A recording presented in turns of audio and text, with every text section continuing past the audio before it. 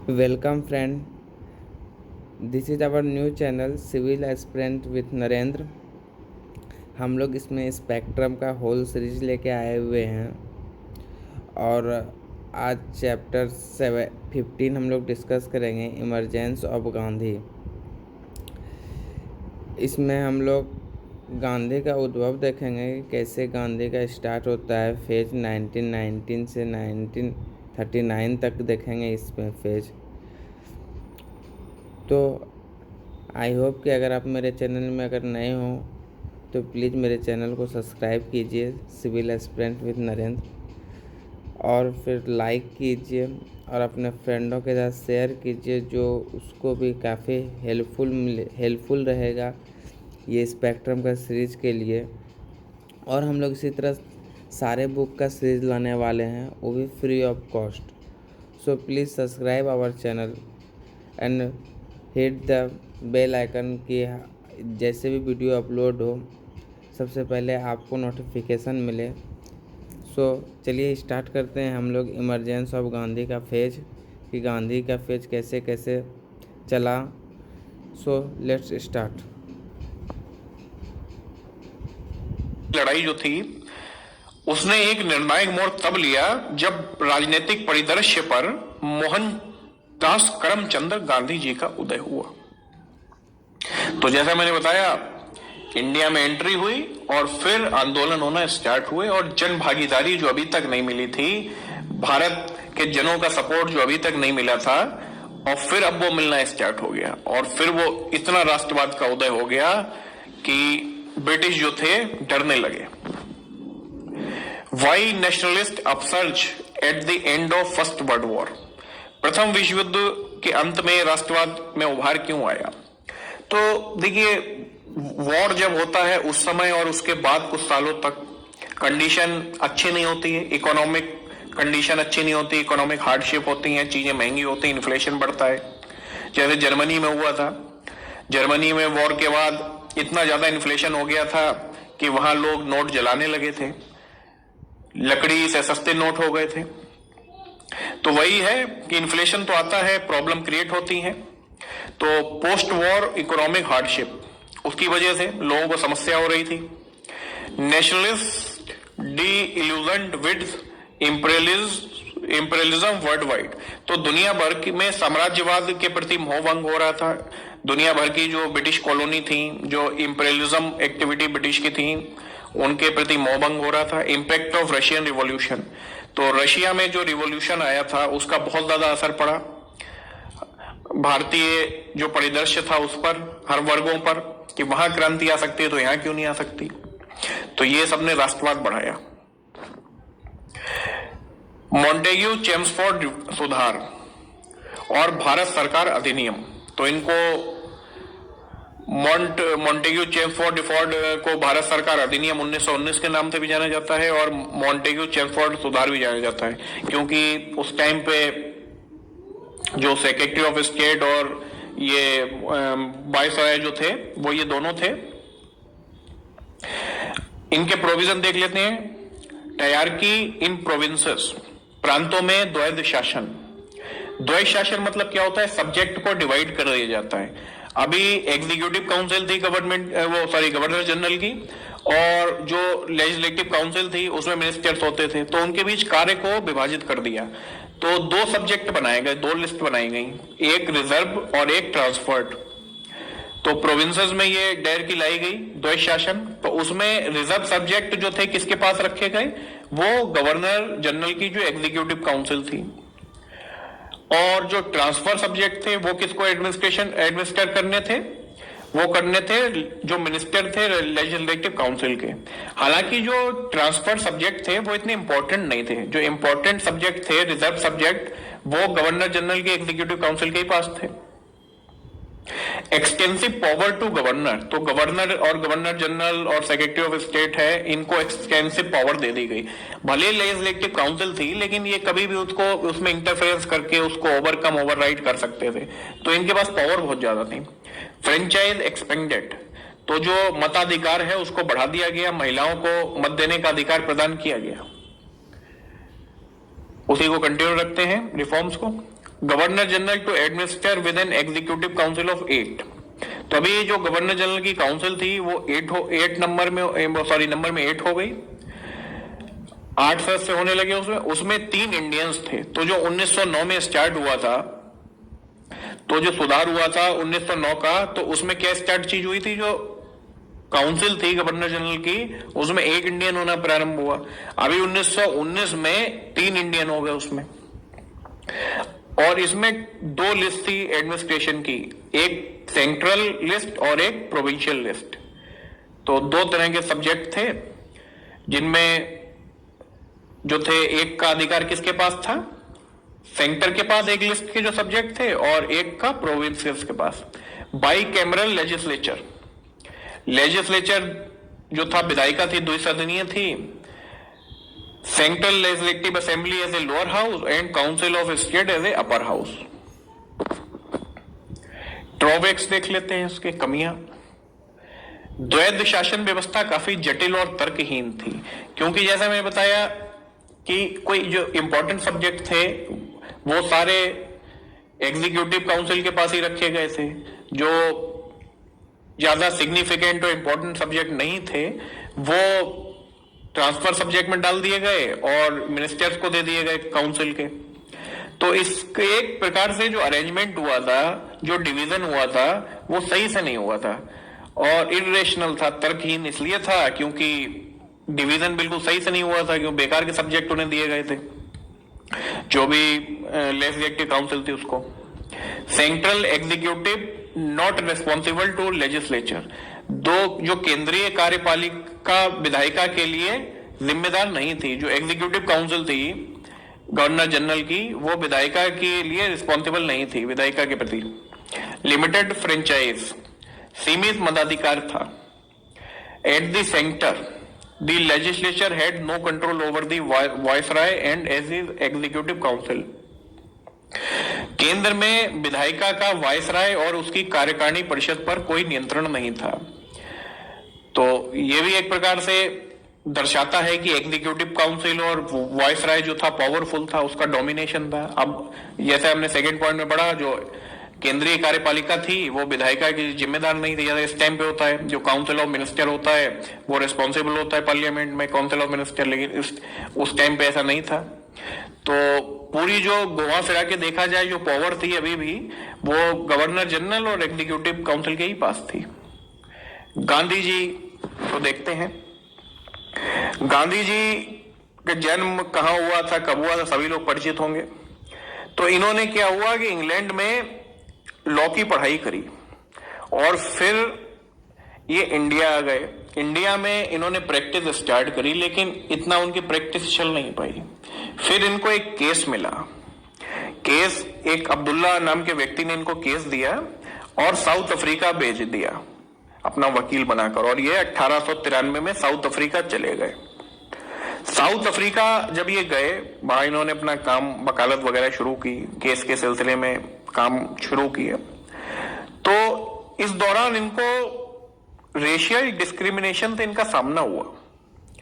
जो लेबरर्स हैं उनके साथ जो नस्लीय भेदभाव किया जा रहा है, उनसे ये परिचित हुए। अलग अलग जगहों से लेबर थे, इंडियन लेबर भी वहां पे थे, तो ये परिचित हुए उससे साउथ अफ्रीका में।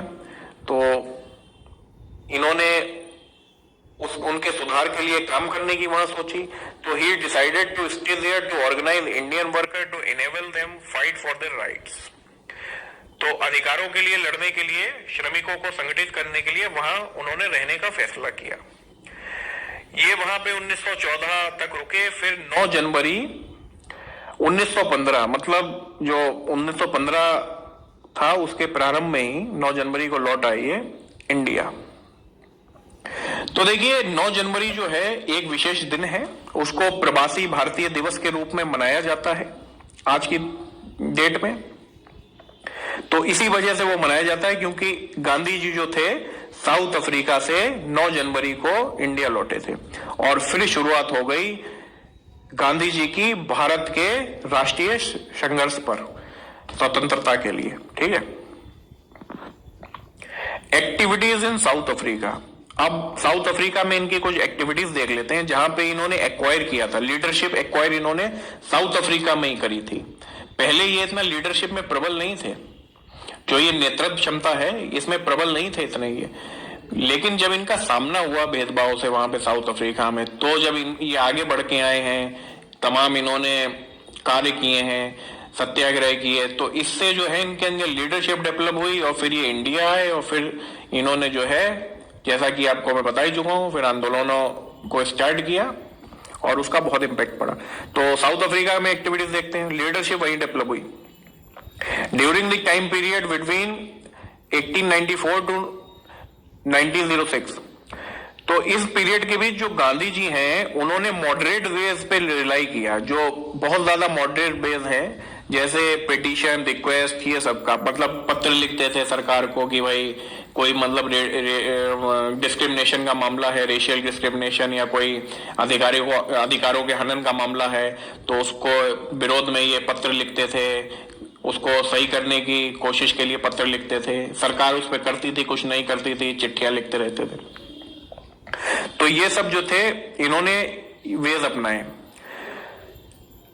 To unite different section of Indians, Indians के डिफरेंट सेक्शन को यूनाइट करने के लिए अलग अलग वर्ग थे, कोई लेबर वर्ग था, कोई वहां पे बिजनेस क्लास था, कोई टेम्परेरी गए थे, तो ये सब अलग अलग वर्ग थे।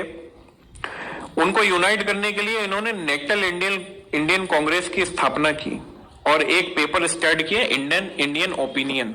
तो ये बहुत इंपॉर्टेंट है पेपर, ध्यान रखिएगा, ये क्वेश्चन में आ सकता है। इंडियन ओपिनियन इन्होंने पेपर स्टार्ट किया था साउथ अफ्रीका में, और किस संगठन की स्थापना की थी? National Indian Congress. ओके, जो ये 1906 से लेकर के 1914 तक का फेज था, इस फेज में गांधी जी ने सत्याग्रह के मेथड्स को अडॉप्ट किया।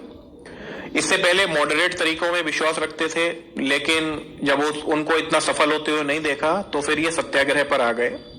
और सत्याग्रह की जो क्वालिटी थी इन्होंने यहीं से एक्वायर करी थी कि अहिंसावादी आंदोलन जिससे अपनी बातों को मनवाया जा सकता है। तो कब कब इन्होंने सत्याग्रह किए? साउथ अफ्रीका में सत्याग्रह अगेंस्ट प्रिस्क्रिप्शन सर्टिफिकेट, पंजीकरण प्रमाण पत्र के विरुद्ध satyagraha, campaign against restriction on Indian migration, तो जो भारतीय माइग्रेट करके जा रहे थे साउथ अफ्रीका, तो उन पर रिस्ट्रिक्शन रेगुलेशन बहुत ज्यादा अप्लाई किए जा रहे थे, तो उनके विरुद्ध जो है कंपेन चलाया, अभियान चलाया। पोल टैक्स के अगेंस्ट अभियान चलाया, और इंडियन जो मैरिजेस होती हैं उनका इनवैलिडेशन किया जा रहा था, बोला जा रहा था, साउथ अफ्रीकन गवर्नमेंट बोल रही थी जो भारतीय रीति रिवाज से शादियां हुई हैं उनको अमान्य घोषित किया जाएगा, मान्यता नहीं दी जाएगी। तो इसके विरोध में गांधी जी आए, अभियान चलाया। काफी बातचीत हुई सरकार के और गांधी जी के बीच में, और अल्टीमेटली जो गवर्नमेंट थी वो राजी हो गई, मान गई मांगों को स्वीकार करने के लिए। उसने जो था भारतीय रीति रिवाज के अनुसार शादी जो होती है उनको स्वीकार कर लिया, पंजीकरण प्रमाण पत्र और भारतीय रीति रिवाज के में जो शादियां होती हैं उनकी मांगों को स्वीकार कर लिया। और गांधी जी की जो फेथ है मासेस की कैपेसिटी में कि जो है जनों की क्षमता में, जनता की क्षमता में और ज्यादा विश्वास बढ़ गया।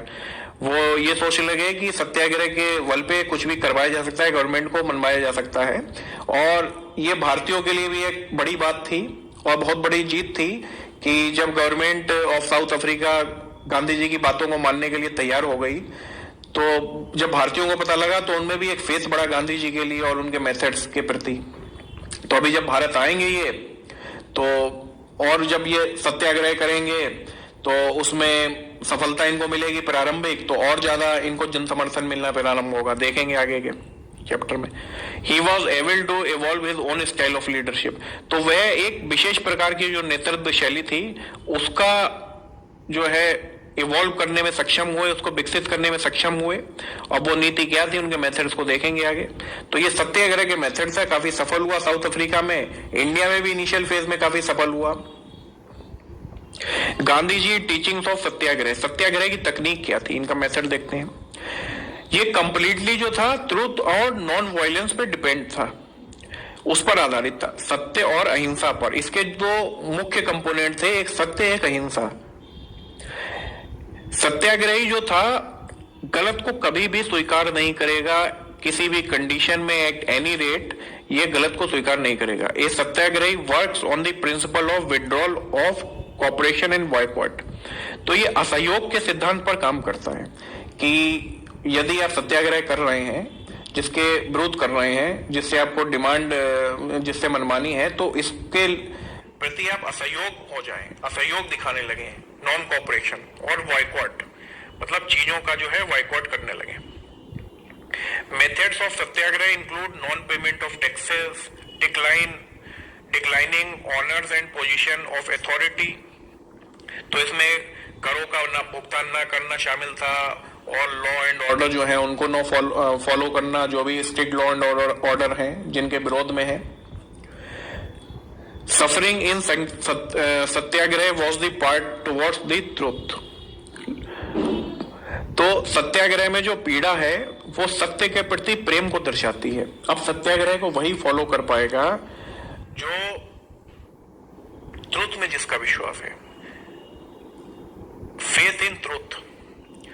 एक true satyagrahi would never go before the evil. तो एक जो सच्चा सत्याग्रही होगा कभी भी बुराई के आगे झुकेगा नहीं, चाहे परिणाम कुछ भी हो। तो अगर जिसमें एक प्रकार से ट्रू सत्याग्रही भावना उत्पन्न हो गई है तो उसमें ये सारी क्वालिटीज होंगी, बुराई की तरफ ना झुकने की, सत्य और अहिंसा के प्रति उसका विश्वास। तो ये सब चीजें हैं। और एक चीज और कि जो ब्रेव होगा, बहुत ज्यादा बहादुर होगा, जो मेंटली बहुत ज्यादा स्ट्रांग होगा, वही इसको जो है फॉलो कर पाएगा सत्याग्रह को। कमजोरों के बस का नहीं है। अब सही भी बात है कि कमजोरों के बस का इसलिए नहीं है कि गुस्सा तो बहुत आसानी से किया जाता है, हर कोई कर सकता है। एक प्रॉपर बहुत ही कंट्रोल्ड वे में सत्याग्रह करना, चीजों को फॉलो करना, कंट्रोल्ड एग्रेशन दिखाना सत्याग्रह के थ्रू, तो वो जो है एक बहुत ही मेंटली बैलेंस व्यक्ति का काम है, बहुत ही मेंटली स्ट्रांग व्यक्ति का काम है, ठीक है ना। तो ये कमजोर का काम नहीं है। तो वही उन्होंने कहा कि ये ब्रेव लोगों का काम है। गांधी जी इन इंडिया, जनवरी 1915 में गांधी जी की वापसी हुई, बता भी चुका हूं। 9 जनवरी प्रवासी भारतीय दिवस तभी मनाते हैं। दक्षिण अफ्रीका में उनके प्रयास जो थे उसमें शिक्षित वर्ग को तो मालूम ही था, हाँ, और उसके अलावा जो आम वर्ग था वो भी परिचित हो गया। Initial campaigns bye Gandhi ji के द्वारा जो भारत में इनिशियल अभियान चलाए गए उसको देख लेते हैं। चंपारण सत्याग्रह। तो देखिए, जब गांधी जी हिंदुस्तान लौटे 15 में, सभी लोग परिचित थे उनकी लीडरशिप से, उनके सत्याग्रह के मेथड से काफी इन्फ्लुएंस था उनका इंडियन लीडर्स पर। तो उसी के चलते एक चंपारण गांव है बिहार में, एक क्षेत्र है, वहां पर एक प्रकार से किसानों का शोषण हो रहा था। कैसे हो रहा था? जो बगान मालिक थे वो उनको कंपेल कर रहे थे, जो 3 तकिया सिस्टम था उसके तहत नील का उत्पादन करने के लिए और भी तरीकों से शोषण कर रहे थे, ज्यादा टैक्स वगैरह अप्लाई कर रहे थे, ये सब। तो रामचंद्र शुक्ल नाम के एक व्यक्ति थे, उन्होंने गांधी जी से आग्रह किया कि आप आइए और इनकी समस्याओं का समाधान करिए, उसके लिए सत्याग्रह करिए। गांधी जी ने तुरंत उसको स्वीकार किया और वो चले गए। तो ये पहला जो था सत्याग्रह था गांधी जी का 1917 में। तो ये चंपारण में पहुंच गए और इन्होंने किसानों की समस्या सुनी और फिर फर्स्ट सिविल डिसोबीडियंस था, ये प्रथम सविनय अवज्ञा आंदोलन था गांधी जी का चंपारण में। तो उन्होंने किसानों को बोला कि उनका फॉलो ना करें, जो टैक्स वैक्स है उसको देना रोक दें, और वो आंदोलन में बैठ गए, स्ट्राइक वगैरह में बैठ गए। ब्रिटिश सरकार जो थी उन्होंने गांधी जी को बोला कि आप चले जाइए, उनको कंपेल किया, लेकिन वो नहीं गए, वहीं रुके रहे। और अल्टीमेटली सरकार फिर मजबूर हो गई और उसने फिर एक इंक्वायरी कमीशन बैठाला और अल्टीमेटली उनके पक्ष में निर्णय आया। जो किसान थे उनको बगान मालिकों से मुक्ति मिल गई और गांधी जी का आंदोलन सफल हुआ। और अब और ज्यादा जन समर्थन मिलने लगा उनको कि भाई अब तो साउथ अफ्रीका में तो बात मनवा के आ रहे हैं, अब यहाँ भी सत्याग्रह के थ्रू जो है बात अपनी मनवा ली, अपनी डिमांड को पूरा करा लिया। अहमदाबाद मिल स्ट्राइक 1918, इसको पहली भूख हड़ताल के रूप में भी देखा जाता है गांधी जी के द्वारा। अहमदाबाद मिल स्ट्राइक 1918, इसके पीछे क्या बैकग्राउंड था? जो मिल के मालिक थे और मिल के कर्मचारी थे, उनके पीछे बोनस को लेकर एक टकराव था। मिल के जो कर्मचारी थे हाई बोनस डिमांड कर रहे थे और जो मालिक हैं वो नहीं देना चाह रहे थे। तो गांधी जी ने मध्यस्थता की। गांधी जी ने बोला कर्मचारियों को कि आप हंगर स्ट्राइक पे जाइए। कर्मचारी हंगर स्ट्राइक पे गए और कर्मचारी जो थे बोनस 50% डिमांड कर रहे थे। गांधी जी ने बोला कि आप 30% की डिमांड पर हंगर स्ट्राइक करिए। फिर 30% की डिमांड पर हंगर स्ट्राइक हुई और अल्टीमेटली जो मालिक थे वो राजी हो गए बोनस देने के लिए, जितना डिमांडिंग बोनस था। और ये जो थी दूसरी जीत थी गांधी जी की। पहली चंपारण सक्सेसफुल हुआ सत्याग्रह, अभी अहमदाबाद मिल स्ट्राइक सक्सेसफुल हुई। तो इस प्रकार से गांधी जी के प्रति लोगों का फेथ बढ़ता जा रहा है और जन समर्थन भी उनको मिलता जा रहा है। और जो अलग अलग वर्ग के नेता हैं, अलग अलग नेता हैं, तो वो गांधी जी के समर्थन में आ रहे हैं। गांधी जी का उन पर इन्फ्लुएंस पड़ रहा है। खेड़ा सत्याग्रह 1918 में हुआ था। ये गुजरात में जगह है। वहां पे किसानों की उपज बहुत कम हुई। बताते हैं कि जितनी एक्सपेक्टेड थी उसकी 1/4 हुई, लेकिन रेवेन्यू जो डिमांड थी उसमें कमी नहीं लाई ब्रिटिश। तो जो अथॉरिटी थी उसमें कमी नहीं लाई। वो बोले कि पूरी हमको रेवेन्यू वसूली चाहिए, कर वसूली चाहिए, कर हमें चाहिए। तो इसको लेकर के किसान बहुत परेशान थे। फिर गांधी जी वहां गए। तो ये पहला नॉन कॉपरेशन था, गांधी जी का पहला असहयोग अभियान था, असहयोग आंदोलन था। और उन्होंने किसानों को बोला कि कर मत दीजिए, आप जो भी डिमांड कर रहे हैं मत दीजिए और असहयोग करिए पूरी तरह से। और गांधी जी के नेतृत्व में ये आंदोलन चला। काफी जन समर्थन इसको मिला। सारे पीजेंट जो थे, सारे किसान जो थे, गांधी जी की बात को मानने के लिए रेडी हो गए, गांधी जी को समर्थन दिया।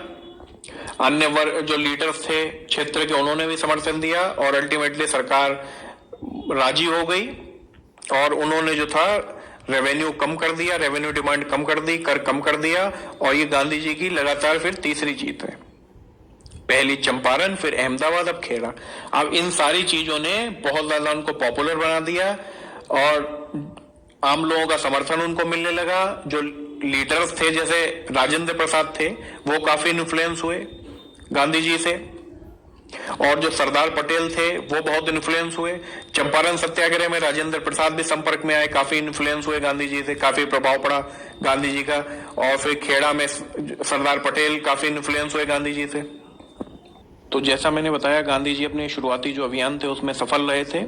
तो इसके चलते जनता में विश्वास डेवलप हो गया था इनके प्रति, एक लोकप्रिय चेहरा बन गए थे ये, और युवा इनका सम्मान करने लगे थे। और गांधी जी तो पहले से ही मास कैपेसिटी में बिलीव करते थे। साउथ अफ्रीका में उन्होंने बोला था, जब उनके सत्याग्रह सफल हुए थे, तो साउथ अफ्रीका में उन्होंने बोला था कि जो मास कैपेसिटी है उसमें बहुत ज्यादा ताकत है।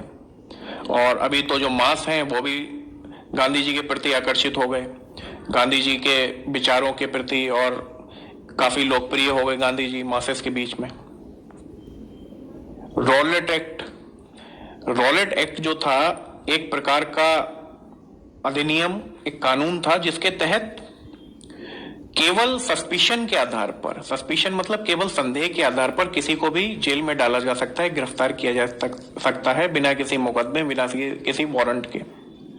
तो इसका काफी विरोध हुआ कि ऐसे तो आप किसी को भी गिरफ्तार कर लेंगे। तो ये अंग्रेजों के द्वारा चलाया गया था कि अगर उनको कभी ऐसा संशय हो रहा है कि कहीं आंदोलन पनप रहा है, कहीं राष्ट्रवादी एक्टिविटी जो है पनप रही है, तो जो लीडर्स हैं उनको जेल में डाल दो, पनपने ही मत दो। जो भी आंदोलन का रूप लें, कोई एक्टिविटीज ऐसी हो। तो इसका काफी ज्यादा विरोध हुआ। इसका प्रोविजन क्या था कि इसमें अरेस्ट किया जाएगा, फिर उसको 3 जज सुनेंगे, तो 3 जजों का एक पैनल सुनेगा। अभी इसमें पैनल में क्या समस्या थी कि जो पैनल था वो एविडेंस भी स्वीकार करता था जो इंडियन एविडेंस एक्ट के तहत अस्वीकार्य है, नॉन एक्सेप्टेबल है। तो इससे काफी गुस्सा बढ़ा। अच्छा, ये चीज क्या है कि केवल सस्पिशन के आधार पर गिरफ्तार करना, इसको बोलते हैं प्रिवेंटिव डिटेंशन, कि मतलब अगर कहीं क्राइम या कोई कुछ भी होने वाला है तो उसको रोकने के लिए। ये अभी भी हमारे जो है कॉन्स्टिट्यूशन में है, आर्टिकल 22 का जो लास्ट वाला सेक्शन है वो प्रिवेंटिव डिटेंशन का ही है, कि अगर अभी हम इंडिया में मतलब कानून में है कि अगर ऐसा लग रहा है कि कोई आतंकवादी एक्टिविटी होने वाली है, कुछ भी होने वाला है, तो आप प्रिवेंटिव डिटेंशन के थ्रू किसी को अरेस्ट कर सकते हैं। तो ये रॉलेट एक्ट भी जो था कुछ कुछ उसी के जैसा था, लेकिन इसका काफी दुरुपयोग भी हो रहा था। तो इस दुरुपयोग जो है, इससे जो है बचने के लिए काफी इंडियंस ने इसका विरोध किया। गांधी जी ने इसको ब्लैक एक्ट बोला।